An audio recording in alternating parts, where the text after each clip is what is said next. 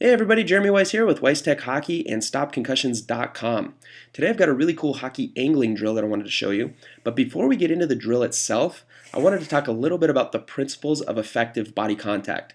The main thing to remember when you're talking about body contact is that the purpose of the body contact is to separate the man from the puck. You're causing a turnover and you want to get an offensive opportunity for your team. Remember that body contact is a strategic skill that requires good physical skills before you'll ever be able to even make that contact. You've got to be able to have effective angling, stick and body positioning, and remember that the purpose is not to punish the other player, but to separate him from the puck so that your team can pick it up and get on the offensive. The figure eight angling drill that I'm about to show you is going to show you how to take time and space away from your opponent.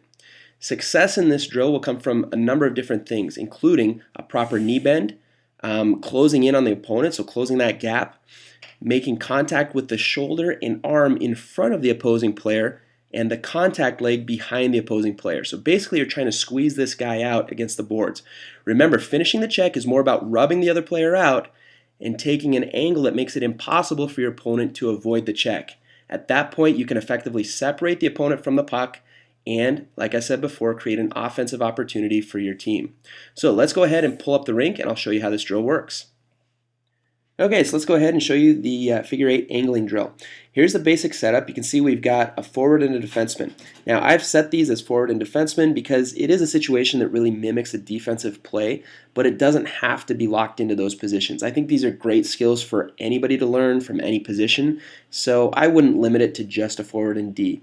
Then we've got three cones, one at the bottom of the circle, one at the hash mark, and then one up here on the neutral zone dot.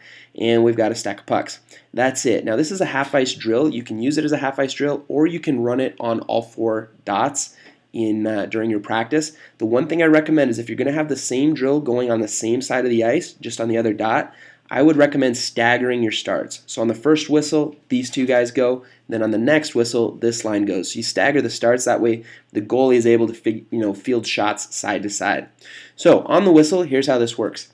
On the whistle, the forward is going to pivot out and skate forward up around the top cone and pick up one of the pucks from the stack of pucks. As this is happening, the defenseman is going to start backwards. He or she is going to come backwards around the bottom of the cone and then pivot out, skate forward up around this cone, and then you're going to have to adjust your angle to begin to angle the forward off onto the boards. Now as soon as the forward picks up the puck, this is basically a foot race. The forward is trying to pick up the puck, and at the beginning phases of this drill, I usually designate what the forward's allowed to do. So in this case, the forward's going to pick up the puck, drive wide, and he or she has to come down around the bottom cone and then either cut out in front of the net for the shot or execute a wraparound. Those are the two options that I limit it to at the beginning phases of this drill. What that means is that basically makes it so that this defenseman has to angle that player off and use the techniques that we talked about in the opening segment of this video. Now, as your players begin to get a little bit more advanced with this drill, let me take away some of these lines and then I'll show you a couple different options.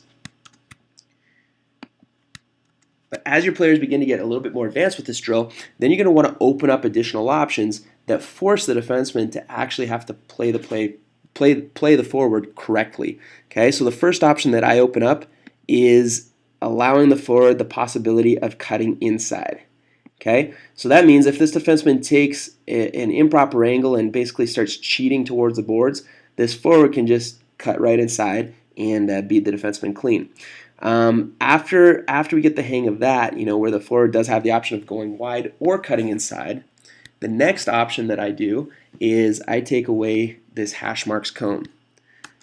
Okay, what that allows the defenseman to do is basically have a little bit more leeway if he needs, if he judges the forward speed and needs to cut inside a little bit sooner, he's able to do so.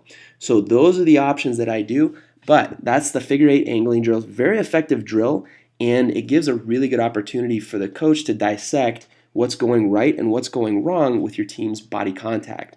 So take this drill, use it, apply some of the principles we talked about at the beginning, and your team's going to be off to a great start.